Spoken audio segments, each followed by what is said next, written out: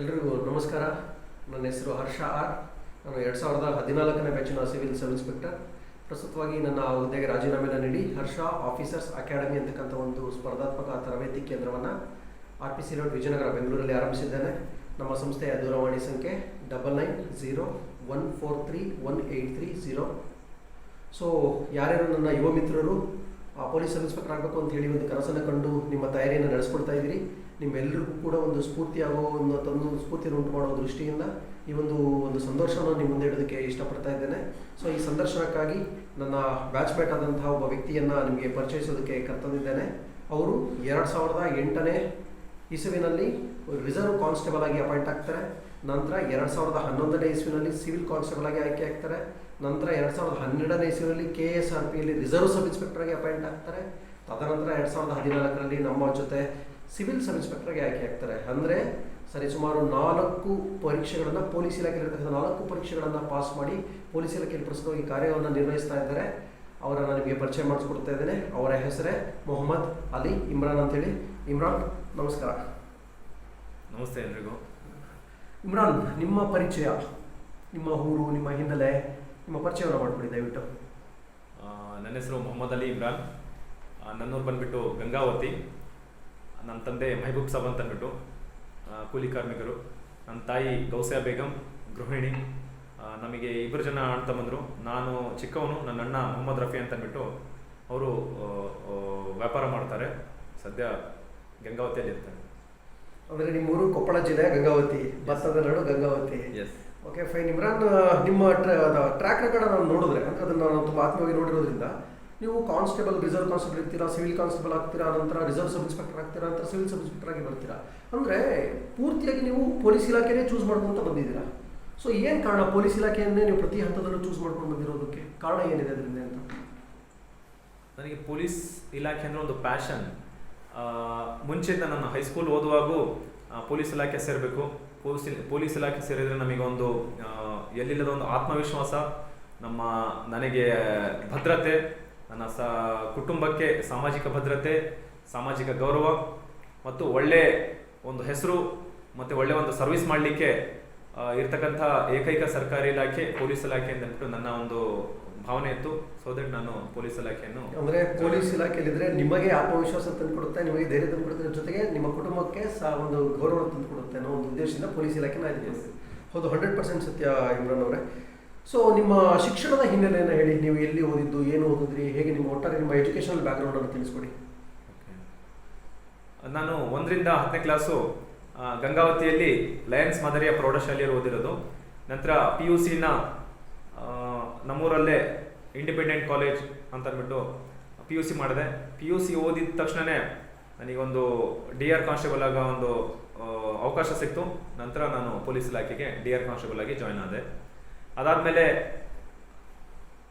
ಕೆಲವೊಂದು ಆರ್ಥಿಕ ತೊಂದರೆಗಳಿಂದ 1 ವರ್ಷ ಗ್ಯಾಪ್ ಮಾಡಿದೆ. ನಾನು ಡಿಗ್ರಿ ಸಡನ್ಲಿ ಮಾಡಲಿಲ್ಲ. ನಂತರ ನನ್ನ ಒಂದು ಆರ್ಥಿಕ ಬ್ಯಾಕ್ಗ್ರೌಂಡನ್ನು ಸೆಟ್ಲ್ ಅಪ್ ಮಾಡಿಕೊಂಡು ನಂತರ ಕುವೆಂಪು ಓಪನ್ ಯೂನಿವರ್ಸಿಟಿಯಲ್ಲಿ ಡಿಸ್ಟೆನ್ಸ್ ಎಜುಕೇಷನ್ ಅನ್ನು ಮಾಡಿ ನಂತರ ಒಂದು ಡಿಗ್ರಿ ಕಂಪ್ಲೀಟ್ ಆದಮೇಲೆ ನಾನು ಒಂದು 2011ರಲ್ಲಿ ನಾನು ಡಿಗ್ರಿ ಕಂಪ್ಲೀಟ್ ಆಯಿತು. 12ರಲ್ಲಿ RSI ಆಗಿ ಸೆಲೆಕ್ಷನ್ ಆಯಿತು. ನಂತರ 14ರಲ್ಲಿ PSI ಅಂತ ಅಂದ್ಬಿಟ್ಟು ಸೆಲೆಕ್ಷನ್ ಆಗಿದೆ. ಅಂದರೆ ನೀವು PUC ನಂತರ ಮಾಡಿರ್ತಕ್ಕಂಥ ನಿಮ್ಮ degree education purely distance education, ಅಂದರೆ ಕರೆಸ್ಪಾಂಡೆನ್ಸ್ ಅಲ್ಲಿ ಡಿಗ್ರಿಯನ್ನು ಮಾಡಿರೋದು. ಸೊ ಅದ್ಭುತ. ಆಕ್ಚುಲಿ ಈ ಮೂಲಕ ನಾನು ಏನು ಹೇಳಕ್ಕೆ ಇಷ್ಟಪಡ್ತೀನಿ ಅಂತ ಹೇಳಿದ್ರೆ, ಸಾಕಷ್ಟು ಜನ ಹಣಕಾಸಿನ ಕಾರಣಗಳಿಂದಾಗಿ, ಸಾಕಷ್ಟು ಕೌಟುಂಬಿಕ ಸಮಸ್ಯೆಗಳಿಂದಾಗಿ ತುಂಬ ಚಿಕ್ಕ ವಯಸ್ಸಿನಲ್ಲಿ ದುಡಿಬೇಕಾದಂಥ ಅನಿವಾರ್ಯತೆ ಸೃಷ್ಟಿಯಾಗುತ್ತೆ. ಸೊ ಏನಾಗುತ್ತೆ ಅಂತ ಹೇಳಿದ್ರೆ, ಅವಾಗ ರೆಗ್ಯುಲರ್ ಎಜುಕೇಷನ್ ಡಿಸ್ಕಂಟಿನ್ಯೂ ಆಗ್ತದೆ. ಸೊ ಅಂಥ ಸಂದರ್ಭದಲ್ಲಿ ನಾವು ಶಾಲೆಗೆ, ಕಾಲೇಜಿಗೆ ಹೋಗ್ತಕ್ಕಂಥದ್ದು ನಿಲ್ಲಬೇಕೇ ಹೊರತು ನಮ್ಮ ವಿದ್ಯಾಭ್ಯಾಸ ನಿಲ್ಲಬಾರ್ದು. ಅಂದರೆ ಇಮ್ರಾನ್ ಅವ್ರಿಗೆ ಮನೆ ಕಡೆ ಇದ್ದಂತಹ ಕಷ್ಟಗಳ ಕಾರಣದಿಂದಾಗಿ ಅವರು ಒಂದು ಶಿಕ್ಷಣವನ್ನು ನಿಲ್ಲಿಸಬೇಕಾಗಿ ಬಂದು ಕೆಲಸ ದುಡಿಬೇಕಾದಂಥ ಸಂದರ್ಭ ಸೃಷ್ಟಿಯಾಯಿತು. ಆದರೆ ಓದೋದು ಮಾತ್ರ ನಿಲ್ಲಿಸಲಿಲ್ಲ. ಸೊ ಈ ಮೂಲಕ ಎಲ್ಲ ನೀವು ವಿದ್ಯಾರ್ಥಿಗಳಿಗೆ ಹೇಳೋದಷ್ಟೇ, ಸೊ ದಯವಿಟ್ಟು ಓದೋದನ್ನು ನಿಲ್ಲಿಸ್ಬಿಡಿ, ಓದೋದನ್ನು ಒಂದು ಮುಂದುವರಿಸ್ಕೊತಾ ಬನ್ನಿ. ಸೊ ಯಶಸ್ಸು ನಿಮ್ಮದು ಸದಾ ಆಗಿರ್ತದೆ ಅಂತ ಹೇಳೋದಕ್ಕೆ ಇಷ್ಟಪಡ್ತೀನಿ. ಸೊ ಇಮ್ರಾನ್ ಅವ್ರು, ನಾನು ಇನ್ನೊಂದು ಪ್ರಶ್ನೆ ಕೇಳೋಕ್ಕೆ ಇಷ್ಟಪಡ್ತೀನಿ. ನೀವು ಓದ್ತಾ ಬಂದ್ರಿ, ಬಹುಶಃ 2008ರಿಂದ 2014-15ವರೆಗೂ ಜರ್ನಿ, ಸರಿ ಸುಮಾರು ಒಂದು 6ರಿಂದ 7 ವರ್ಷ ಜರ್ನಿ ಆಗುತ್ತೆ. ಸೊ ಇಷ್ಟು ಜರ್ನಿ, ಓದ್ತಕ್ಕಂತಹ ಜರ್ನಿ ಯಾವುದಾದ್ರು ಇರಬಹುದು, ನೀವು ಕೆಲಸ ಮಾಡ್ತಕ್ಕಂತಹ ಜರ್ನಿ ಆಗಿರ್ಬೋದು, ಸುಗಮವಾಗಿ, ಸರಳವಾಗಿ, ತುಂಬ ಈಸಿಯಾಗಿ, ಸಿಂಪಲ್ ಆಗಿತ್ತಾ? ಸರ್ವೇ ಸಹಜವಾಗಿ ಕಷ್ಟಗಳು ಎದುರಾಗ್ತಾ ಇತ್ತಾ ನಿಮಗೆ? ಖಂಡಿತವಾಗಿ ಒಂದು ಯಾವುದಾದ್ರೂ ಯಶಸ್ಸು ಪಡಿಬೇಕಪ್ಪ ಅಂದರೆ ಅಲ್ಲಿ ಕಷ್ಟ ಕಾರ್ಪಣ್ಯಗಳು ಇದ್ದಿದ್ದೆ. ಅದನ್ನ ಯಾವುದು ಕಿವಿಗೆ ಹಾಕೊಳ್ಳಾರ್ದೆ ಅಥವಾ ಮನ್ಸಿಗೆ ಹಚ್ಕೊಳ್ಳಾರ್ದೆ ನಮ್ಮ ಒಂದು ಓದಿನ ಗುರಿ ಅಥವಾ ನಾವು ಮುಟ್ಟಬೇಕಾದಂಥ ಒಂದು ಪ್ಲೇಸ್, ನಾವು ರೀಚ್ ಮಾಡ್ಬೇಕಂತ ಗೋಲ್, ಅದನ್ನ ನಾವು ಧ್ಯಾನದಲ್ಲಿ ಇಟ್ಕೊಂಡು ಓದಿದ್ರೆ ಯಾವುದು ಕಷ್ಟ ಅಲ್ಲ ಅಂತ ನನ್ನ ಒಂದು ಭಾವನೆ. ಅಂದರೆ ಸಹಜವಾಗಿ ಏನಾಗುತ್ತೆ ಅಂತ ಹೇಳಿದ್ರೆ, ಓದ್ತಾ ಇರ್ತಕ್ಕಂಥ ಸಂದರ್ಭದಲ್ಲಿ ವಿದ್ಯಾರ್ಥಿಗಳಿಗೆ ಪ್ರಮುಖವಾಗಿ ಕಾಡ್ತಕ್ಕಂಥದ್ದು ಹಣಕಾಸಿನ ಸಮಸ್ಯೆ. ಎರಡನೇದಾಗಿ ಕಾಡ್ತಕ್ಕಂಥ ಸಮಸ್ಯೆ ಅಂತ ಹೇಳಿದ್ರೆ ಅವಮಾನಗಳು ಅಥವಾ ಒಂದು ನಮ್ಗಾಗ್ತಕ್ಕಂಥ ಒಂದು ನೋವಿನ ಒಂದು ಸಂದರ್ಭಗಳು. ಎಕ್ಸಾಂಪಲ್ ಹೇಳೋದಾದ್ರೆ, ಸಹಜವಾಗಿ ನಮ್ಮ ಸ್ನೇಹಿತರು ಇರ್ಬೋದು ಅಥವಾ ಹುಟ್ಟೂರಿನ ಜನಗಳಿರ್ಬೋದು ಅಥವಾ ಸಂಬಂಧಿಕರು ಇರ್ಬೋದು ಅಥವಾ ನಾವು ಕೆಲಸ ಮಾಡ್ತಾ ಇರೋ ಸಂದರ್ಭದಲ್ಲಿ ನಮ್ಮ ಜೊತೆ ಕೆಲಸ ಮಾಡ್ತಾ ಸಹಪಾಠಿಗಳಿರ್ಬೋದು. ಇವರೆಲ್ಲರೂ ಏನಾಗ್ತದೆ ಅಂದರೆ ಕೆಲವೊಂದು ಸಂದರ್ಭದಲ್ಲಿ ನಮ್ಮನ್ನು ಕಾಲಿಡಿಯೋ ಮಾತುಗಳನ್ನು ಆಡ್ತಾ ಇರ್ತಾರೆ, ನಮಗೆ ಚುಚ್ಚು ಮಾತುಗಳನ್ನು ಆಡ್ತಾ ಇರ್ತಾರೆ. ಸೊ ಸಹಜವಾಗಿ ಯಾವ್ದಾದ್ರು ಸಮಸ್ಯೆಗಳನ್ನು ಎದುರಿಸಿದ್ರೆ ನೀವು? ಎಸ್, ಖಂಡಿತ. ನಾನು ಹೈಸ್ಕೂಲ್ ಓದುವಾಗ ಹೇಳಿದೆ,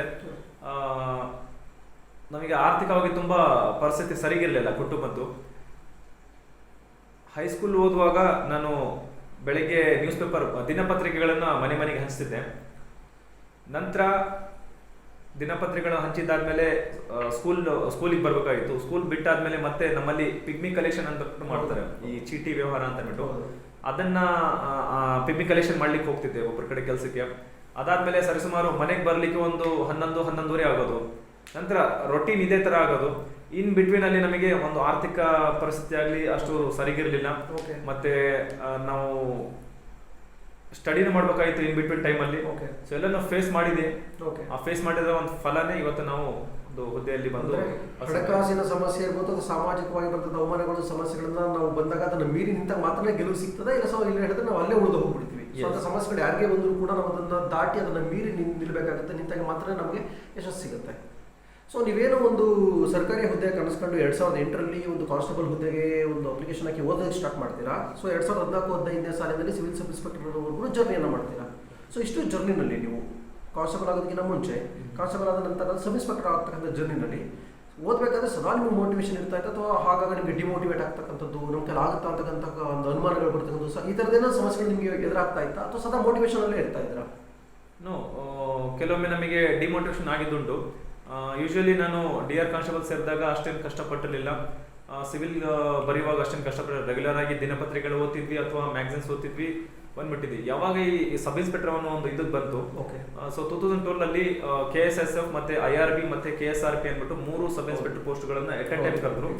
ಸೊ ಅದರಲ್ಲಿ KSSF ಅಂತ ಅಂದ್ಬಿಟ್ಟು ಫಸ್ಟ್ ಎಕ್ಸಾಮ್ ಇತ್ತು. ಆ ಎಕ್ಸಾಮ್ ತುಂಬಾ ಚೆನ್ನಾಗಿ ಕೊಟ್ಟಿದ್ದೆ, ಒಳ್ಳೆ ಪ್ರಿಪರೇಷನ್. ಫಸ್ಟ್ ಟೈಮ್ ನಮ್ಮ ಸಬ್ ಇನ್ಸ್ಪೆಕ್ಟರ್ಗೋಸ್ಕರ ಏನು ಅಟೆಂಪ್ಟ್ ಮಾಡಿದ್ದೆ, ಅಪ್ಲಿಕೇಶನ್ ಹಾಕಿದ್ದೆ. ಫಸ್ಟ್ ಅದೇ ಎಕ್ಸಾಮ್ ಬಂದಿತ್ತು. ಅಲ್ಲಿ KSSF ಅಷ್ಟು ಚೆನ್ನಾಗಿ ಎಕ್ಸಾಮ್ ಕೊಟ್ಟರು ಫಸ್ಟ್ ಅಟೆಂಪ್ಟ್ ಅಲ್ಲಿ ನಾನು ಸೆಲೆಕ್ಷನ್ ಆಗಿರ್ಲಿಲ್ಲ. ತುಂಬಾ ಡಿಪ್ರೆಸ್ ಆಗಿತ್ತು. ಒಂದು 10-15 ದಿನ ಬಹಳ ಏನ್ ಓದಿದ್ರು ಅಷ್ಟೇ, ನಾವು ಆಗೋದಿಲ್ಲ ಏನೋ ಅನ್ನೋ ಒಂದು ಭಾವನೆ ಕಾಡಿತ್ತು. 10-15 ದಿನ ಅಷ್ಟೇ. ನಂತರ ಅದನ್ನ ಮುಂದುವರಿಸಲಿಕ್ಕೆ ಕೊಳ್ಳಿಲ್ಲ. ಯಾಕಂದ್ರೆ ನಮ್ಮಲ್ಲಿ ಯಾವ ತರ ನಾವು ನೆಗೆಟಿವ್ ಥಾಟ್ಸ್ ಅಥವಾ ನಮ್ಮ ಕೈಲಿ ಆಗಲ್ಲ ಅಂದ್ಬಿಟ್ಟು ಯಾವಾಗ ಕೂತ್ಕೋತೀವಿ, ಅಲ್ಲಿ ನಮ್ಮ ಒಂದು ಹಿನ್ನಡೆ ಉಂಟಾಗುತ್ತೆ. ಅದನ್ನೆಲ್ಲ ಮೀರಿ ನಮ್ಮಲ್ಲಿ ಒಂದು ಸೆಲ್ಫ್ ಕಾನ್ಫಿಡೆನ್ಸ್ ಅನ್ನ ಬಿಲ್ಡ್ ಮಾಡ್ಕೊಂಡು ಸ್ಟಡಿಯಲ್ಲಿ ನಾನು ಎಕ್ಸಾಮ್ ಕೊಟ್ಟಿರ್ತಾಗಲ್ಲಿ ಏನ್ ತಪ್ಪಾಗಿದೆ ಅಥವಾ ಯಾವ್ದ್ರಲ್ಲಿ ಮಾರ್ಕ್ಸ್ ಕಡಿಮೆ ಬಂದಿದೆ ಅಂತ ಅಂದ್ಬಿಟ್ಟು ನಾವು ಒಂದು ರಿವ್ಯೂ ಮಾಡಿಕೊಂಡು ಮುಂದಿನ ಪರೀಕ್ಷೆಗೆ ತಯಾರಿ ಮಾಡಿದೆ. ಆ ಒಂದು ಫಲವೇ ನಾನು KSRP ರಿಸರ್ವ್ ಸಬ್ ಇನ್ಸ್ಪೆಕ್ಟರ್ ಆಗಿ ಸೆಲೆಕ್ಷನ್ ಆಗಿದ್ದು. ನಂತರ ಸಿವಿಲ್ ಸಬ್ ಇನ್ಸ್ಪೆಕ್ಟರ್ ಆಗಿ ಖಂಡಿತ. Okay fine. ಅಂದ್ರೆ ಸಹಜವಾಗಿ ಡಿಮೋಟಿವೇಶನ್ ಅಂತಕ್ಕಂಥದ್ದು ಎಲ್ರಿಗೂ ಆಗ್ತಕ್ಕಂಥದ್ದೇನೆ. ಸೊ ಫಸ್ಟ್ ರ್ಯಾಂಕ್ ಬಂದವರು ಕೂಡ ನಾವು ಫಸ್ಟ್ ರ್ಯಾಂಕ್ ಬರ್ತೀವಿ ಅನ್ನೋದು ಗೊತ್ತಿರೋದಿಲ್ಲ. ಸೊ ಇವರ ಮಾತಿನ ಅರ್ಥ ಏನಂತ ಹೇಳಿದ್ರೆ, ನಾವು ಸಹಜವಾಗಿ ಸೋತಾಗ ನಂತರದ ಪ್ರಯತ್ನಕ್ಕೆ ನಮ್ಮ ಶ್ರಮ ಜಾಸ್ತಿ ಆಗಬೇಕು. ಸೊ ನಾವು ಸೋಲ್ತೀವಿ ಅಥವಾ ಒಂದು ಕಷ್ಟ ಆಗ್ತಾ ಇದೆ ಅಂತ ಸಂದರ್ಭದಲ್ಲಿ ನಮ್ಮ ಶ್ರಮ ಜಾಸ್ತಿ ಆಗಬೇಕು. ಹಂಗಾದಾಗ ಮಾತ್ರ ನಮಗೆ ಫಲ ಅಂತಕ್ಕಂಥದ್ದು ಸಿಗ್ತದೆ ಅಂತಕ್ಕಂಥದ್ದು ನಿಮ್ಮ ಅಭಿಪ್ರಾಯ. ಸೊ ಓಕೆ, ನೀವೇನೋ ಒಂದು ಫಸ್ಟು ಪೊಲೀಸ್ ಕಾನ್ಸ್ಟೇಬಲ್ ಆಗಿರ್ತೀರಾ, ನಂತರ ನೀವು ರಿಸರ್ವ್ ಸಬ್ ಇನ್ಸ್ಪೆಕ್ಟರ್ ಆಗ್ತೀರಾ. ಹೀಗೆ ಒಂದು ಹಾದಿನ ಸಾಕೊಂತ ಬಂದು 2014 ಸಾಲಿನ ಸಿವಿಲ್ ಸಬ್ ಇನ್ಸ್ಪೆಕ್ಟರ್ ಆಯ್ಕೆ ಆಗ್ತೀರಾ. ಅಂದರೆ ನೀವು ಕೆಲಸ ಮಾಡ್ಕೊಂತ ಓದ್ಕೊಂತ ಬಂದಿರ್ತಕ್ಕಂಥದ್ದು. ಸೊ ಲರ್ನ್ ಅಂಡ್ ಅರ್ನ್ ಜೊತೆಗೆ ಮಾಡ್ಕೊಂತ ಬಂದಿರ. ಲರ್ನಿಂಗ್ ಮೀನ್ಸ್ ನೀವು PC ಇಂದ PS ಆಗ್ತಕ್ಕಂಥ ಪ್ರೋಸೆಸ್ ಇರ್ಬೋದು. ಅದು ಅರ್ನ್ ಅಂತ ಹೇಳಿದ್ರೆ ನೀವು ಕೆಲಸವನ್ನು ಮಾಡ್ಕೊಂತ ಸಾಕ್ತಾ ಬಂದದ್ದು. ಸೊ ಕೆಲವ್ರಿಗೆ ಏನಾಗ್ತದೆ ಅಂತ ಸಾಕಷ್ಟು ಕೆಲಸ ಮಾಡ್ತಾ ಇರ್ತಾರೆ. ಅಂದರೆ ಖಾಸಗಿ ಕ್ಷೇತ್ರದಲ್ಲಿ ಇರ್ಬೋದು ಅಥವಾ ಸರ್ಕಾರಿ ಹುದ್ದೆಗಳಲ್ಲಿದ್ದು ಇನ್ನೂ ಉನ್ನತ ಹುದ್ದೆಗೆ ಹೋಗ್ಬೇಕಂತ ಕನ್ಸ್ಕೊಂಡಿರತಕ್ಕಂಥದ್ದು ಇರ್ಬೋದು. ಸೊ ಆ ರೀತಿ ಕೆಲಸ ಮಾಡ್ಕೊಂಡು ಹೋಗ್ತಕ್ಕಂಥವ್ರಿಗೆ ನೀವು ಏನು ಹೇಳಕ್ಕೆ ಇಷ್ಟಪಡ್ತೀರಾ? ಸೊ ಟೈಮನ್ನು ಮ್ಯಾನೇಜ್ಮೆಂಟ್ ಮಾಡ್ಕೊಳ್ಳೋದು ಕಷ್ಟನ ಹೇಗೆ? ಅದ್ರ ಬಗ್ಗೆ ನಿಮ್ಮ ಅಭಿಪ್ರಾಯ ಏನು? ಟೈಮನ್ನ ಸೆಟ್ ಮಾಡಲಿಕ್ಕೆ ಅಥವಾ ಸ್ಟಡಿ ಟೈಮನ್ನು ಸೆಟ್ ಆಗ್ತಿಲ್ಲ ಅಂದ್ಬಿಟ್ಟು ಸ್ಟಡಿ ಹಿನ್ನಡೆ ಆಗೋದು, ಅದು ನಮ್ಮ ಒಂದು ಮೂರ್ಖತನ. ಯಾವುದೇ ಕಾರಣಕ್ಕೂ ನಮ್ಮಲ್ಲಿ ಅವಾಗಲೇ ಹೇಳಿದೆ ನಾನು, ಛಲ ಅನ್ನೋದಿರಬೇಕು ಮತ್ತು ಹುಮ್ಮಸ್ಸು ಅನ್ನೋದಿರಬೇಕು. ಎಂಥದೇ ಒಂದು ಪೋಸ್ಟ್ ಪಡಿಬೇಕು ಅಥವಾ ಏನಾದ್ರು ಮಾಡಬೇಕಂದ್ರೆ ಅದಕ್ಕೆ ತಕ್ಕದಾಗಿ ನಾವು ಒಂದು ಕಷ್ಟ ಪಡಲೇಬೇಕಾಗುತ್ತೆ. ನನ್ನ ವಿಚಾರದಲ್ಲಿ ಹೇಳ್ಬೇಕಂದ್ರೆ ನಾನು ಅವಲೇ ಹೇಳಿದೆ, ನಾನು ಹೈಸ್ಕೂಲ್ ಓದುವಾಗೆ ಬೆಳಿಗ್ಗೆ 4 ಗಂಟೆಗೆ ಎದ್ದು ನ್ಯೂಸ್ ದಿನಪತ್ರಿಕೆಗಳು ಹಚ್ತಿದ್ವಿ, ನಂತರ ಸ್ಕೂಲ್ ಹೋಗ್ತಿದ್ದೆ, ನಂತರ ಬಂದು ಪಿಗ್ಮಿ ಕಲೆಕ್ಷನ್ ಮಾಡ್ಕೊಂಡು ನಂತರ ಮನೆಗೆ ಹೋಗ್ತಿದ್ದೆ. 11-11:30 ಆಗ್ತಿತ್ತು ರಾತ್ರಿ ಆಗುತ್ತೆ. ಮತ್ತೆ ಅಗೇನ್ ಅದೇ ತರ ರೊಟೀನ್ ಆಗ್ತಿತ್ತು, ಕಂಟಿನ್ಯೂ 3 ವರ್ಷ ಹೈಸ್ಕೂಲ್ ನನಗೆ ಇದೇ ತರ ಆಗಿತ್ತು. ಯಾವ್ದ್ರೆ ನಮಗೆ ಟೈಮ್ ಮ್ಯಾನೇಜ್ಮೆಂಟ್ ಮಾಡ್ಲಿಕ್ಕೆ ಕಷ್ಟ ಆಗ್ಲಿಲ್ಲ. ಇವನ್ ನಾನು DR ಕಾನ್ಸ್ಟೇಬಲ್ ಆಗಿ ಅಥವಾ ರಿಸರ್ವ್ ಸಬ್ ಇನ್ಸ್ಪೆಕ್ಟರ್ ಆದ್ಮೇಲೆ ಸಿವಿಲ್ ಪ್ರಿಪರೇಷನ್ ಮಾಡುವಾಗ ಟೈಮ್ ಮ್ಯಾನೇಜ್ಮೆಂಟ್ ಅನ್ನು ನಮಗೆ ಕಷ್ಟ ಅನ್ಸಿಲ್ಲ. ಕಷ್ಟ ಬಂದ್ರು ನಾವು ಅದನ್ನ ಬದಿಗಿಟ್ಟು ನಮ್ಮ ಒಂದು ಗುರಿ ಅಥವಾ ನಮ್ಮ ಒಂದು ಸಾಧಿಸಬೇಕಾದ ಒಂದು ಹುದ್ದೆ ಕಡೆ ನಾವು ಗಮನ ಹರಿಸಿದ್ರೆ ಖಂಡಿತ ನಾವು ಯಶಸ್ಸು ಗಳಿಸ್ತೀವಿ. ಸೊ ಅಂದ್ರೆ ಎಲ್ರಿಗೂ ಇರತಕ್ಕಂಥ 24 ಗಂಟೆನೇ ಫ್ರೀ ಆಗಿರ್ತಕ್ಕಂಥವ್ರು ಓದ್ತಕ್ಕಂಥವ್ರು ಇರ್ಬೋದು ಅಥವಾ ಕೆಲಸ ಮಾಡ್ಕೊಂಡು ಓದ್ತಕ್ಕಂಥವ್ರು ಇರ್ಬೋದು. ಸೊ ಟೈಮ್ ಅನ್ನೋದು ನಾವು ಮ್ಯಾನೇಜ್ ಮಾಡ್ಕೊಳ್ಳೋದ್ರಲ್ಲಿ ಇರುತ್ತೆ. ನಾವು ಎಷ್ಟು ಶ್ರಮ ಆಗ್ತೀವಿ ಅನ್ನೋದ್ರಲ್ಲಿ ಇರುತ್ತೆ. ಸೊ ನಮ್ಮ ಗುರಿ ಎಡೆ ನಾವು ಎಷ್ಟು ಡೆಡಿಕೇಶನ್ ಇಟ್ಕೊಂಡಿರ್ತೀವಿ ಅನ್ನೋದು ಇಂಪಾರ್ಟೆಂಟ್ ಆಗುತ್ತೆ ಅಂತ ಅನ್ನೋದು ನಿಮ್ಮ ಈ ಮಾತಿನ ಅರ್ಥ. ಸೊ ಇಮ್ರಾನ್, ನಾನು ಇನ್ನೊಂದು ಪ್ರಶ್ನೆ ನಿಮಗೇನು ಸ್ಪೆಸಿಫಿಕ್ ಆಗಿ ಕೇಳಕ್ಕೆ ಇಷ್ಟಪಡ್ತೀನಿ ಅಂತ ಹೇಳಿದ್ರೆ, ಸೊ ಇತ್ತೀಚೆಗೆ ಕೋಚಿಂಗ್ ಅಂತಕ್ಕಂಥ ಒಂದು ಟ್ರೆಂಡ್ ಆಗಿದೆ. ಇನ್ಸ್ಟಿಟ್ಯೂಷನ್ಸ್ ಇರ್ಬೋದು ಅಥವಾ ಕೋಚಿಂಗ್ ಆನ್ಲೈನ್ ಇರ್ಬೋದು, ಆಫ್ಲೈನ್ ಇರ್ಬೋದು ಅಥವಾ ಯಾವುದೇ ಮಾದರಿಯಾದಂಥ ಕೋಚಿಂಗ್ ಇರ್ಬೋದು. ಸೊ ನಿಮ್ಮ ಪ್ರಕಾರ ಸ್ವಂತ ಪ್ರಿಪರೇಷನ್ ಮಾಡ್ತಕ್ಕಂಥದ್ದು ಇರ್ಬೋದು ಅಥವಾ ಕೋಚಿಂಗ್ ತೊಗೊಂಡು ಪ್ರಿಪರೇಷನ್ ಮಾಡ್ತಕ್ಕಂಥದ್ದು ಇರ್ಬೋದು, ಈ ಎರಡಕ್ಕೂ ಡಿಫ್ರೆನ್ಸ್ ಏನು ಅನ್ಸುತ್ತೆ? ಕೋಚಿಂಗ್ ತೊಗೊಳೋದ್ರಿಂದ ಏನಾದರೂ ಅನುಕೂಲ ಇದೆ ಅನ್ಸುತ್ತಾ? ಸೊ ಅದ್ರ ಬಗ್ಗೆ ನಿಮ್ಮ ಅಭಿಪ್ರಾಯ ಏನು ಅನ್ಸುತ್ತೆ? ಎಸ್, ಖಂಡಿತ. ಕೋಚಿಂಗ್ ತೊಗೊಳೋದ್ರಲ್ಲಿ ನಮಗೆ ಒಂದು ಟ್ರ್ಯಾಕ್ ಸಿಗುತ್ತೆ, ಬೇಗ ನಾವು ಒಂದು ಕಾಂಪಿಟೇಟಿವ್ ಫೀಲ್ಡಿಗೆ ಒಗ್ಗಿ ಹೋಗ್ತೀವಿ. ಕೋಚಿಂಗ್ ತೊಗೊಳೋದ್ರಲ್ಲಿ ಅಲ್ಲಿ ಒಂದು ಬೇಸಿಕ್ ಆಗಿ ಹೇಳ್ತಾರೆ, ಮತ್ತೆ ಕಾಂಪಿಟೇಟಿವ್ ಫೀಲ್ಡ್ ತುಂಬಾ ಜಲ್ದಿ ಅರ್ಥ ಮಾಡ್ಕೊಂಡು ನಾವೊಂದು ಟ್ರ್ಯಾಕಿಗೆ ಹತ್ತೀವಿ. ನಾವು ಸೆಲ್ಫ್ ಆಗಿ ಸ್ಟಡಿ ಮಾಡೋದಕ್ಕಿಂತ ಮತ್ತೆ ಕೋಚಿಂಗಿಗೆ ಇದು ಮಾಡ್ಲಿಕ್ಕೆ ಒಂದು 3 to 6 months ಒಳಗೆ ಒಂದು ನಮ್ಮ ಗ್ಯಾಪ್ ಉಳಿಸ್ಬೋದು. ಅತಿ ಬೇಗವಾಗಿ ನಾವು ಟ್ರ್ಯಾಕಿಂಗ್ ಹತ್ಬೋದು ಕಾಂಪಿಟೇಟಿವ್ ಫೀಲ್ಡ್ಸ್ ಅಲ್ಲಿ. ಸೊ ಇನ್ನೊಂದು ಪ್ರಶ್ನೆ, ಸೊ ನಾನು ಮತ್ತು ನೀವು ಇಬ್ಬರು ಕೂಡ ಸಬ್ ಇನ್ಸ್ಪೆಕ್ಟರ್ ಆಗಿ ಒಟ್ಟಿಗೆ ಕೆಲಸ ಮಾಡೋದಂಥವ್ರು. ಸೊ ತದನಂತರ ನಾನು ಏನು ಮಾಡಿದೆ, ನಾನು ಸಬ್ ಇನ್ಸ್ಪೆಕ್ಟರ್ ಹುದ್ದೆಗೆ ರಾಜೀನಾಮೆಯನ್ನು ನೀಡಿ ನಾನು ಹೊರಗಡೆ ಬಂದು ಒಂದು ವರ್ಷ ಆಫೀಸರ್ಸ್ ಅಕಾಡೆಮಿ ಅಂತಕ್ಕಂಥ ಒಂದು ಶಿಕ್ಷಣ ಸಂಸ್ಥೆ, ಒಂದು ಕೋಚಿಂಗ್ ಸೆಂಟರ್ನ ಆರಂಭಿಸಿದೆ. ಸೊ ಇದ್ರ ಬಗ್ಗೆ ನಿಮ್ಮ ಅಭಿಪ್ರಾಯ ಏನು ಅನಿಸುತ್ತೆ? ಒಂದ್ ಕಡೆ ಹೇಳಿದ್ರೆ ತುಂಬಾ ಗಟ್ಟಿ ಮತ್ತು ದೊಡ್ಡ ನಿರ್ಧಾರ ತಗೊಂಡಿದ್ದೀರಿ. ನಾನು ಯಾವಾಗ ಹೇಳ್ತಿರ್ತೀನಿ ನಮ್ಮ ಫ್ರೆಂಡ್ಸಿಗೆ, ಅವರವರ ಫೀಲಿಂಗ್ಸ್, ಅವರ ಒಂದು ಕಾನ್ಫಿಡೆನ್ಸ್ ಅವರಿಗೆ ಹೆಮ್ಮೆ ಅಥವಾ ಅವರಿಗೆ ದೊಡ್ಡದಂತ ಅಂದ್ಬಿಟ್ಟು, ನನಗೆ ಡಿಪಾರ್ಟ್ಮೆಂಟ್, ನನ್ನ ಫೀಲಿಂಗ್ಸು ನನ್ನ ಡಿಪಾರ್ಟ್ಮೆಂಟಲ್ಲಿ ಇರಬೇಕು, ನನ್ನ ಡಿಪಾರ್ಟ್ಮೆಂಟಲ್ಲೇ ಸರ್ವಿಸ್ ಮಾಡಬೇಕು ಅನ್ನೋ ಒಂದು ಹೆಮ್ಮೆ ಅಥವಾ ಫೀಲಿಂಗ್ಸು. ಅದೇ ಥರ ತಮಗೂ ಡಿಪಾರ್ಟ್ಮೆಂಟ್ ಜಾಯ್ನ್ ಆದ್ರಿ, ಮತ್ತೆ ತಮ್ಮ ಒಂದು ಇದಕ್ಕಿಂತ ಒಂದು ಹೆಚ್ಚಿನದನ್ನ ಸಾಧಿಸೋಣ ಅನ್ನೋ ಒಂದು ಕಾರಣ ಇಟ್ಕೊಂಡು ರಾಜೀನಾಮೆ ಕೊಟ್ಟಿದ್ರಿ. ನಿಜವಾಗ್ಲೂ ತಮ್ಮ ಒಂದು ನಿರ್ಧಾರಕ್ಕೆ ಮತ್ತೆ ತಮ್ಮ ಒಂದು ಗಟ್ಟಿ ನಿರ್ಧಾರಕ್ಕೆ ನಾನು ಯಾವತ್ತೂ ಹೆಮ್ಮೆ ವ್ಯಕ್ತಪಡಿಸ್ತೀನಿ. ಅದೆಲ್ಲಕ್ಕಿಂತ ಮುಖ್ಯವಾಗಿ ನೀವು ಒಬ್ಬರೇ ಡಬಲ್ ಸ್ಟಾರ್ ಹಾಕೋದಲ್ಲ ಅಥವಾ ನೀವೊಬ್ಬರೇ ಪೊಲೀಸ್ ಆಗೋದಲ್ಲ, ನಿಮ್ಮಂಥ ಅಥವಾ ನಮ್ಮಂಥ ಒಂದು 100 ಜನ ಅಥವಾ 1000 ಜನಗಳಿಗೆ ಡಬಲ್ ಸ್ಟಾರ್ ಮಾಡಬೇಕು ಅಥವಾ ಅವರೊಂದು ಸರ್ಕಾರಿ ಉದ್ಯೋಗಕ್ಕೆ ಉತ್ತೇಜಿಸಬೇಕು ಅನ್ನೋ ಒಂದು ಶೈಕ್ಷಣಿಕ ಸಂಸ್ಥೆಯನ್ನು ತೆರೆದಿದ್ದೀರಿ. ಅದಕ್ಕೆ ಒಳ್ಳೇದಾಗ್ಲಿ, ಅಥವಾ ನೀವು ನಿಮ್ಮ ಒಂದು ಏನು ನಿರ್ಧಾರ ತಗೊಂಡಿದ್ರಲ್ಲ ಅದು ಸಕಾರ ಆಗಲಿ ಅಂತ ಅಂದ್ಬಿಟ್ಟು ಅನ್ನೋ ಒಂದು ಅಭಿಲಾಷೆ, ಒಂದು ಆಶಯವನ್ನು ವ್ಯಕ್ತಪಡಿಸ್ತೇನೆ. Thank you very much. ನನ್ನ ಉದ್ದೇಶ ಕೂಡ ಅಷ್ಟೇ ಇಮ್ರಾನ್. ಏನಂತ ಹೇಳಿದ್ರೆ, ನಾನು ಉದ್ಯೋಗ ತೆಗೆದುಕೊಂಡು ನಾನು ವೈಯಕ್ತಿಕವಾಗಿ ಚೆನ್ನಾಗಿರೋದು ಅಷ್ಟೇ ಮಾತ್ರವಲ್ಲ, 100 ಜನ 1000 ಜನ ಉದ್ಯೋಗಾಕಾಂಕ್ಷಿಗಳಿದ್ದಾರೆ. ಅವರು ಒಂದು ಸ್ವಚ್ಛಂದ ಒಂದು ಜೀವನವನ್ನು ಕಾಣಬೇಕು, ಒಂದು ಮಾಡಬೇಕು ಅಂತಕ್ಕಂಥ ಉದ್ದೇಶವನ್ನು ಹೊಂದಿದ್ದಾರೆ. ಸಾಕಷ್ಟು ಸೇವೆ ಮಾಡಬೇಕು ಅಂತ ಒಂದು ತುದಿಗಾಲಿರ್ತಕ್ಕಂಥ ಯುವ ಸಮುದಾಯ ಸಾಕಷ್ಟಿದೆ. ಅವರೆಲ್ಲರಿಗೂ ಒಂದು ಒಳ್ಳೆ ಗೈಡೆನ್ಸನ್ನು ಕೊಡಬೇಕು, ಒಂದು ಒಳ್ಳೆ ಮಾರ್ಗದರ್ಶನವನ್ನು ಕೊಡಬೇಕು. ನಾನು ಸಬ್ ಇನ್ಸ್ಪೆಕ್ಟರ್ ಆಗಿದ್ದಲ್ಲ, 10 ಜನ 100 ಜನ ನಾನು ಸಬ್ ಇನ್ಸ್ಪೆಕ್ಟರ್ ಆಗಿ ಮಾಡಬೇಕು. 10 ಜನ 100 ಜನ ಸಬ್ ಇನ್ಸ್ಪೆಕ್ಟರ್ FTA SDAಗಳನ್ನು, ಸೊ ಸರ್ಕಾರಿ ಹುದ್ದೆಗಳನ್ನು ಯಾರು ಕನ್ಸ್ಕೊಂಡು ಬರ್ತಾರೆ ಅವ್ರಿಗೆಲ್ಲ ಒಬ್ಬ ಮಾರ್ಗದರ್ಶನಕ್ಕೆ ನೀಡಬೇಕು ಅನ್ನೋ ಒಂದು ನನ್ನ ಮನಸ್ತತ್ವದಿಂದ, ಆ ಉದ್ದೇಶದಿಂದಲೇ ನಾನು ಒಂದು ಈ ಅಕಾಡೆಮಿನ ಮಾಡಿದ್ದು. 100% ನೀವೇನು ಒಂದು ನಿರೀಕ್ಷಣೆ ಇಟ್ಟಿದ್ದೀರಾ ಅಥವಾ ನನ್ನ ಬಗ್ಗೆ ಒಂದು ಇದನ್ನು 100% ಅದನ್ನು ಉಳಿಸ್ಕೊಂತ ಒಂದು ಯುವ ಸಮುದಾಯಕ್ಕೆ ಒಬ್ಬ ಮಾರ್ಗದರ್ಶಕನಾಗಿ ನಾನು ಇರ್ತಾ ಹೋಗ್ತೀನಿ ಅಂತಕ್ಕಂಥ ಒಂದು ಮಾತನ್ನು ನಿಮ್ಮ ಮೂಲಕ ಹೇಳ್ತೇನೆ. ಸೊ ಇದ್ರ ಜೊತೆಗೆ ನಮ್ಮ ಏನು ಪೊಲೀಸ್ ಇಲಾಖೆಯಲ್ಲಿ ರಿಕ್ರೂಟ್ಮೆಂಟ್ ನಡೀತದೆ, ನಮ್ಮ ಪೊಲೀಸ್ ಕಾನ್ಸ್ಟೇಬಲ್ ಇರ್ಬೋದು ಅಥವಾ PSI ಇರ್ಬೋದು, ಫಿಸಿಕಲ್ ಎಕ್ಸಾಮ್ ನಡೀತದೆ, ತದನಂತರ ರಿಟರ್ನ್ ಎಕ್ಸಾಮಿನೇಷನ್ ನಡೀತದೆ, 2 ಕೂಡ ನಡೀತದೆ. ಸೊ ನಿಮ್ಮ ಪ್ರಕಾರ ಫಿಸಿಕಲ್ ಇಂಪಾರ್ಟೆಂಟಾ, ರಿಟರ್ನ್ ಎಕ್ಸಾಮಿನೇಷನ್ ಇಂಪಾರ್ಟೆಂಟಾ? ನಮ್ಮಲ್ಲಿ ಸ್ಪೆಷಲಿ ಪೊಲೀಸ್ ಡಿಪಾರ್ಟ್ಮೆಂಟ್ ಅಲ್ಲಿ 2 ಇಂಪಾರ್ಟೆಂಟ್. ಎಕ್ಸಾಕ್ಟ್ಲಿ. ಯಾಕಂದ್ರೆ ನಾವು ದೈಹಿಕವಾಗಿ ಸದೃಢ ಮತ್ತು ಮಾನಸಿಕವಾಗಿ ಒಂದು ಗಟ್ಟಿಯಾಗಿದ್ರೆ ಮಾತ್ರ ಡಿಪಾರ್ಟ್ಮೆಂಟ್ ಸೇರ್ಬೋದು, ಡಿಪಾರ್ಟ್ಮೆಂಟ್ ಅಲ್ಲಿ ಸರ್ವ್ ಮಾಡ್ಲಿಕ್ಕೆ ಸಾಧ್ಯ. ಯಾಕಂದ್ರೆ ಇಲ್ಲಿ ದೈನಂದಿನ ತರಹೇವಾರಿ ನಮ್ಮ ಒಂದು ಸಮಸ್ಯೆಗಳು ಫೇಸ್ ಆಗ್ತವೆ ಅಥವಾ ಕಂಪ್ಲೇಂಟ್ಸ್ ಬರ್ತದೆ. ಅದನ್ನೆಲ್ಲ ಒಂದು ಫೇಸ್ ಮಾಡ್ಲಿಕ್ಕೆ, ಅದನ್ನೆಲ್ಲ ಒಂದು ನಿರ್ದಿಷ್ಟ ಒಂದು ಪರಿಹಾರ ಕೊಡಿಸ್ಲಿಕ್ಕೆ ನಾವು ದೈಹಿಕ ಮತ್ತು ಮಾನಸಿಕವಾಗಿ 2ರಲ್ಲೂ ಒಂದು ಸದೃಢರಾಗಿರ್ತಕ್ಕಂಥ ನನ್ನ ಅನಿಸಿಕೆ. ಸೊ ಅಂದ್ರೆ ಈ ಮೂಲಕ ಇಬ್ರು ಏನು ಹೇಳಕ್ಕೆ ಇಷ್ಟಪಡ್ತಾ ಇದ್ದಾರೆ ಅಂತ ಹೇಳಿದ್ರೆ, ಪೊಲೀಸ್ ಇಲಾಖೆ ಸೇರ್ತಕ್ಕಂಥವ್ರು ಫಿಸಿಕಲ್ ಕೂಡ ಇಂಪಾರ್ಟೆಂಟು, ರಿಟರ್ನ್ ಕೂಡ ಇಂಪಾರ್ಟೆಂಟು. ಅಂದರೆ ಫಿಸಿಕಲ್ ಫೇಲ್ ಆದರೂ ಕೂಡ ನಿಮಗೆ ನೌಕರಿ ಸಿಗೋದಿಲ್ಲ, ರಿಟರ್ನ್ ಎಕ್ಸಾಮಿನೇಷನ್ ಫೇಲ್ ಆದರೂ ಕೂಡ ನಿಮ್ಗೆ ನೌಕರಿ ಸಿಗೋದಿಲ್ಲ. ಅಂದರೆ ನಾವು ದೈಹಿಕವಾಗಿ ಸದೃಢರಾಗಿರಬೇಕು, ಮಾನಸಿಕವಾಗಿ ನಾವು ಬುದ್ಧಿವಂತರಾಗಿರಬೇಕು, ಅಂದರೆ ವಿಚಾರಗಳನ್ನು ಚೆನ್ನಾಗಿ ತಿಳ್ಕೊಂಡಿರ್ಬೇಕಾಗುತ್ತೆ ಅಂತೇಳಿ. 100% ಸತ್ಯ ಇಮ್ರಾನ್. ನಾನು ಸಾಕಷ್ಟು ಬಾರಿ ಹೇಳ್ತಾ ಇರ್ತೀನಿ, ಪೊಲೀಸ್ ಇಲಾಖೆಯಲ್ಲಿ ಅದು 50:50 ಅಂತಕ್ಕಂಥ ಜಾಬು. ಅಂದರೆ 50% ನಮ್ಮ ದೈಹಿಕವಾಗಿ ನಾವು ಶಕ್ತಿವಂತರಾಗಿರಬೇಕು, 50% ಮಾನಸಿಕವಾಗಿ ನಾವು ಜ್ಞಾನದಲ್ಲಿ ಸದೃಢರಾಗಿರಬೇಕು. ಸಹಜವಾಗಿ ಬೇರೆ ಇಲಾಖೆಗಳಲ್ಲಿ 80:20 ಆದರೂ ಸಾಕಾಗುತ್ತೆ. ಅಂದರೆ 80% ನಾವು ಮಾನಸಿಕವಾಗಿ ಬೌದ್ಧಿಕವಾಗಿ ಅಥವಾ ಜ್ಞಾನವಂತರಾಗಿ ಸಾಕು, 20% ದೇಹ ಸಪೋರ್ಟ್ ಮಾಡೋದು ಸಾಕು. ಬಟ್ ನಮ್ಮ ಪೊಲೀಸ್ ಇಲಾಖೆ ಅಂತದೇನಿದೆ, ದೇಹನೂ ಸಪೋರ್ಟ್ ಮಾಡಬೇಕು, ಮನಸ್ಸು ಕೂಡ ಸಪೋರ್ಟ್ ಮಾಡಬೇಕು. ಆದ್ರಿಂದನೇ ಫಿಸಿಕಲ್ ರಿಟರ್ನ್ ಎರಡೂ ಕೂಡ ಇಟ್ಟಿರ್ತಾರೆ. ಅಂದರೆ ಎರಡೂ ಕೂಡ ಮುಖ್ಯ, ಯಾವುದನ್ನು ಕೂಡ ನಿರ್ಲಕ್ಷ್ಯ ಮಾಡುವಾಗಿಲ್ಲ. ಎರಡನ್ನೂ ಸಮ ಪ್ರಮಾಣದಲ್ಲಿ ನಾವು ಗಮನವನ್ನು ಹರಿಸಿ ನಾವು ಒಂದು ತಯಾರಿಯನ್ನು ಮಾಡ್ಕೊಳ್ಬೇಕಾಗ್ತದೆ. ಸೊ ಸಾಕಷ್ಟು ಜನ ಈಗ ಕಾಂಪಿಟೇಟಿವ್ ಎಕ್ಸಾಮ್ಸ್ ಕಡೆ ಬರ್ತಿದ್ದಾರೆ. PS ಆಗಬೇಕು ಅಂತ ಕನ್ಸ್ಕೊಂಡು ಬರ್ತಾ ಇದ್ದಾರೆ, FD ಆಗಬೇಕು ಅಂತ ಕನ್ಸ್ಕೊಂಡು ಬರ್ತಾ ಇದ್ದಾರೆ, PDO, SDO, ಸಾಕಷ್ಟು ಹುದ್ದೆಗಳಿಗೆ, KS ಇರ್ಬೋದು ಅಥವಾ ಸಾಕಷ್ಟು ಹುದ್ದೆಗಳಿಗೆಲ್ಲ ಕನಸ್ಕೊಂಡು ಯುವಕರು ಅಥವಾ ಯುವತಿಯರು ಇರ್ಬೋದು, ಒಂದು ಯುವ ಸಮುದಾಯ ಬರ್ತಾ ಇದೆ ಓದಬೇಕು ಅಂತೇಳಿ. ಸೊ ಹಾಗೆ ಓದಬೇಕು ಅಂತ ಕನಸ್ಕಟ್ಟು ಬರ್ತಕ್ಕಂಥವ್ರಿಗೆ ಏನೆಲ್ಲ ಗುಣಗಳಿರಬೇಕು, ಪ್ರಮುಖವಾಗಿ ಮೂಲ ಗುಣಗಳು ಏನಿರಬೇಕು ಅನ್ನೋದು ನೀವು ಹೇಳಕ್ಕೆ ಇಷ್ಟಪಡ್ತೀರಾ? ಆ ರೀತಿಯ ಕಾಂಪಿಟೇಟಿವ್ ಎಕ್ಸಾಮ್ ಓದೋದಕ್ಕೆ ಬರೋರಿಗೆ ಮೊದಲನೇದಾಗಿ ತಾಳ್ಮೆ ಅನ್ನೋದೊಂದು ಅತಿ ಮುಖ್ಯವಾದ ವಿಷಯ. ಎಕ್ಸಾಕ್ಟ್ಲಿ. ನಮ್ಮ ಒಂದು ಸ್ಪರ್ಧಾತ್ಮಕ ಯುಗದಲ್ಲಿ ಅಥವಾ ಸ್ಪರ್ಧಾತ್ಮಕ ಒಂದು ಕಾಂಪಿಟೇಟಿವ್ ಎಕ್ಸಾಮ್ ಫೇಸ್ ಮಾಡ್ಬೇಕಂದ್ರೆ ತಾಳ್ಮೆ ಅನ್ನೋದು ತುಂಬಾ ಅವಶ್ಯಕ.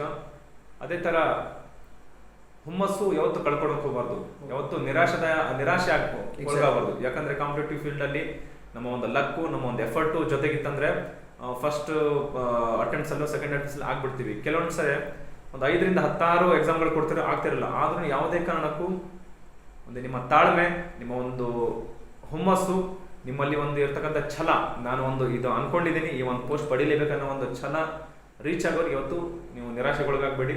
ಖಂಡಿತ ನಮ್ಮ ಒಂದು ಪರಿಶ್ರಮ ನಮ್ಮ ಒಂದು ಇದಕ್ಕೆ ಸರಿಯಾಗಿತ್ತಂದ್ರೆ, ನಿಮ್ಮ ಒಂದು ಹುದ್ದೆಗೆ ತಕ್ಕನಾಗಿ ನಿಮ್ಮ ಪರಿಶ್ರಮ ಇತ್ತಂದ್ರೆ ಡೆಫಿನೆಟ್ಲಿ ನೀವು ಸಕ್ಸಸ್ ಆಗ್ತಿರ್ತೀರಿ. ಯಾವುದೇ ಕಾರಣಕ್ಕೂ ಒಂದು ಮೂರನ್ನ ಲಾಸ್ ಮಾಡ್ಕೊಳ್ಳಿಕ್ಕೆ ಹೋಗಬೇಡಿ. ತಾಳ್ಮೆ, ಪರಿಶ್ರಮ ಮತ್ತೆ ಹುಮ್ಮಸ್ಸು. ಅಂದ್ರೆ ತಾಳ್ಮೆಯಿಂದ ಶ್ರಮಪಟ್ಟು ಓದಿ ಆಗುತ್ತೆ ಅಂತಕ್ಕಂಥ ನಂಬಿಕೆ ಇಟ್ಟರೆ ಯಶಸ್ಸಿಗೆ ಸಿಗುತ್ತೆ. ಅಂದ್ರೆ ಯಾರ್ಯಾರು ಈ ಕಾಂಪಿಟೇಟಿವ್ ಎಕ್ಸಾಮ್ಸ್ಗೆ ಓದೋದಕ್ಕೆ ಬರ್ತೀರಾ, ಈ 3 ಗುಣಗಳನ್ನು ಉಳಿಸ್ಕೊಳ್ಬೇಕಾಗುತ್ತೆ. ತಾಳ್ಮೆಯಿಂದ ಕಾಯ್ಬೇಕಾಗುತ್ತೆ, ಶ್ರಮಪಟ್ಟು ಓದಬೇಕಾಗತ್ತೆ, ಆಗುತ್ತೆ ನಂಬಿಕೆ ಇಟ್ಕೊಳ್ಬೇಕಾಗುತ್ತೆ. ಆಗ ಮಾತ್ರ ನಮಗೆ ಯಶಸ್ಸು ಅಂತಕ್ಕಂಥದ್ದು ಸಿಗ್ತದೆ ಅಂತಕ್ಕಂಥ ನಿಮ್ಮ ಅಭಿಪ್ರಾಯ. ಸೊ ಓಕೆ ಇಮ್ರಾನ್, ಇಷ್ಟೆಲ್ಲ ಓಕೆ. ಸೊ ನೀವು ಒಟ್ಟಾರೆ ಏನು ಒಂದು ಪ್ರಿಪ್ರೇಷನ್ ಅನ್ನು ಮಾಡ್ಕೋತೀರಾ ಈ ಸಬ್ ಇನ್ಸ್ಪೆಕ್ಟರ್ ಆಗೋದಕ್ಕೆ? ಒಟ್ಟಾರೆ ಏನನ್ನ ಹೇಳಕ್ಕೆ ಇಷ್ಟಪಡ್ತೀರಾ? ಸೊ ಪ್ರಿಪ್ರೇಷನ್ ವೈಸ್ ಹೇಳೋದಾದ್ರೆ ಪ್ರಿಪ್ರೇಷನ್ ಇಸ್ ಹೇಳ್ಬೇಕಂದ್ರೆ, ಯಾವುದೇ ಕಾರಣಕ್ಕೂ ನೀವು ಹೈಸ್ಕೂಲ್ ಇರುವಾಗ ಅಥವಾ ಕಾಲೇಜ್ ಇರುವಾಗ ಅಥವಾ ನೀವು ಕಾಂಪಿಟೇಟಿವ್ ಫೀಲ್ಡಿಗೆ ಬಂದಾದ್ಮೇಲೆ ಯಾವುದೇ ಕಾರಣಕ್ಕೂ ದಿನಪತ್ರಿಕೆಗಳನ್ನು ಓದೋದನ್ನ ತಪ್ಪಿಸ್ಬೇಡಿ. ಹೌದು. ಯಾಕಂದ್ರೆ ದಿನಪತ್ರಿಕೆಗಳು ಒಂದು ಎಷ್ಟು ಸಾಧ್ಯ ಆಗುತ್ತೆ ಅಷ್ಟು, ನಿಮಗೆ ಎಷ್ಟು ಟೈಮ್ ಸಿಗುತ್ತೆ, ಒಂದು 3ರಿಂದ 4 ಅಥವಾ ಅಟ್ಲೀಸ್ಟ್ 1 ಇಲ್ಲ 2ರಿಂದ 3 ಟೈಪ್ಸ್ ಆಫ್ ನ್ಯೂಸ್ ಪೇಪರ್ಸ್ ಓದಿದ್ರೆ ನಿಮಗೆ ಒಂದು ನ್ಯೂಸ್ ಪೇಪರ್ ಅಲ್ಲಿ ಸರ್ವೇಸಾಮಾನ್ಯವಾಗಿ ನಮ್ಮ ಸುತ್ತ ಅಥವಾ ನಮ್ಮ ಊರು ಸುತ್ತಮುತ್ತ ನಮ್ಮ ಅಂತಾರಾಷ್ಟ್ರೀಯ ಎಲ್ಲ ಒಂದು ವಿದ್ಯಮಾನಗಳ ಎಲ್ಲ ಒಂದು ಇದನ್ನ ಒಂದು ಗ್ರಾಸ್ ಮಾಡಿ ಕೊಡ್ತಾರೆ. ಇದರಲ್ಲಿ ಯಾವುದೇ ಕಾರಣಕ್ಕೂ ಕಾಂಪಿಟೇಟಿವ್ ಫೀಲ್ಡ್ ಎಂಟ್ರಿ ಆಗೋರು ಅಥವಾ ಸ್ಪರ್ಧಾತ್ಮಕ ಪರೀಕ್ಷೆಗಳನ್ನು ತೆಗೆದುಕೊಳ್ಳುವವರು ನಿಮ್ಮ ಒಂದು ಸ್ಪೆಸಿಫಿಕ್ ಬುಕ್ಸ್ನ ಓದೋದಕ್ಕಿಂತ ಮುಂಚೆ ದಿನಪತ್ರಿಕೆಗಳನ್ನ ತಪ್ಪದೇ ಓದಿ, ನಂತರ ಯಾವುದೇ ಒಂದು ಬುಕ್ಸ್ ರೆಫರ್ ಮಾಡ್ತಿದ್ರೆ ಅಂದ್ರೆ ನಾವು ಎಷ್ಟು ಓದ್ತೀವಿ ಅಷ್ಟು ಬರವಣಿಗೆ ರೂಪದಲ್ಲಿ ಇಳಿಸಿದ್ರೆ ಮಾತ್ರ ನಮಗೊಂದು ತಲೆಯಲ್ಲಿರ್ಲಿಕ್ಕೆ ತುಂಬಾ ಓದೋದ್ರ ಜೊತೆಗೆ ಬರಿತಾ ಪ್ರಾಕ್ಟೀಸ್ ಮಾಡಿದಾಗ ಮಾತ್ರ ಚೆನ್ನಾಗಿ ನೆನಪಲ್ಲಿ ಉಳಿತಕ್ಕಂಥ. ಅದೇ ತರ ಯಾವುದೇ ಕಾರಣಕ್ಕೂ ಟೈಮ್ ಲೆಕ್ಕ ಹಾಕೊಂಡು ಓದ್ಬೇಡಿ. ಕೆಲವೊಬ್ರು ನಮ್ಮ ಫ್ರೆಂಡ್ಸ್ ಹೇಳ್ತಿದ್ರು ಅಥವಾ ನನಗೆ ತುಂಬಾ ಜನ ಕೇಳ್ತಿರ್ತಾರೆ, ಸರ್ ಎಷ್ಟು ತಾಸು ಓದ್ತೀರಿ ಸಬ್ ಇನ್ಸ್ಪೆಕ್ಟರ್ ಆಗ್ಲಿಕ್ಕೆ, ಸರ್ ಎಷ್ಟು ತಾಸು ಓದ್ಬೇಕು KS ಆಗ್ಲಿಕ್ಕೆ, ಈ ತರ ಯಾವುದೇ ರೀತಿಯ there is no time limits for competitive field. ನನ್ನ ಒಂದು ಅನಿಸಿಕೆ ಪ್ರಕಾರ ಅಥವಾ ನನ್ನ ಒಂದು ಎಕ್ಸ್ಪೀರಿಯನ್ಸ್ ಪ್ರಕಾರ ಹೇಳ್ಬೇಕಂದ್ರೆ, ನೀವು ಎಷ್ಟು ತಾಸು ಓದ್ತೀರಿ ನಾಟ್ ಇಂಪಾರ್ಟೆಂಟ್. ಹೌದು. ಎಷ್ಟು ತಾಸು ಓದಿದ್ದು ನಿಮ್ಮ ತಲೆಯಲ್ಲಿದೆ ಮತ್ತೆ ನಿಮ್ಮ ತಲೆಯಲ್ಲಿರೋದನ್ನ ಎಕ್ಸಾಮ್ ಹಾಲಲ್ಲಿ ಯಾವ ತರ ಪ್ರೆಸೆಂಟ್ ಮಾಡ್ತೀರಿ, ಯಾವ ತರ ಪ್ರೆಸೆಂಟೇಷನ್ ಕೊಡ್ತೀರಿ, ದಟ್ ಈಸ್ ಇಂಪಾರ್ಟೆಂಟ್. ಮತ್ತೆ ಒನ್ ಮೋರ್ ಥಿಂಗ್, ನೀವು ಎಕ್ಸಾಮ್ ಹಾಲಲ್ಲಿ ಹೋಗುವಾಗ ಲೈಕ್ ತುಂಬಾ ಇದಾಗಿರ್ತದೆ, ಏನೋ ಭಯ ಕಾಡ್ತಿದೆ, ಕೆಲವೊಬ್ಬರಿಗೆ ಇದು ಒಂದು ಫೇಸ್ ಮಾಡ್ಲಿಕ್ಕೆ ಆಗ್ತಿರಲ್ಲ. ಎಕ್ಸಾಮ್ ಹಾಲಿಗೆ ಹೋಗುವಾಗ ಫ್ರೀ ಆಗಿ ಹೋಗಿ, ಯಾವುದೇ ಕಾರಣಕ್ಕೆ ನಾನು ಅದು ಓದಿಲ್ಲ ಇದು ಓದಿಲ್ಲ ಅನ್ಬೇಡ. ಎಷ್ಟು ಓದಿದ್ದೀನಿ ಅಷ್ಟರಲ್ಲೇ ಕಾನ್ಫಿಡೆನ್ಸ್ ಆಗಿ ಹೋಗಿ ಅದನ್ನೇ ರಿಪ್ರೆಸೆಂಟ್ ಮಾಡಿ ಎಕ್ಸಾಮ್ ಅಲ್ಲಿ. ಖಂಡಿತ ನಮ್ಮ ಒಂದು ಸಕ್ಸಸ್ ನಮ್ಮ ಪಾಲಾಗತ್ತೆ. ಅಂದ್ರೆ ನೀವು ಹೇಳ್ತಾ ಇರೋದು ಎಷ್ಟು ಗಂಟೆಗಳು ಓದ್ತೀವಿ ಅನ್ನೋದಕ್ಕಿಂತ ಎಷ್ಟು ಗಂಟೆಗಳು ಗುಣಮಟ್ಟವಾಗಿ ಓದ್ತೀವಿ ಅನ್ನೋದು ಇಂಪಾರ್ಟೆಂಟ್ ಆಗಿದೆ.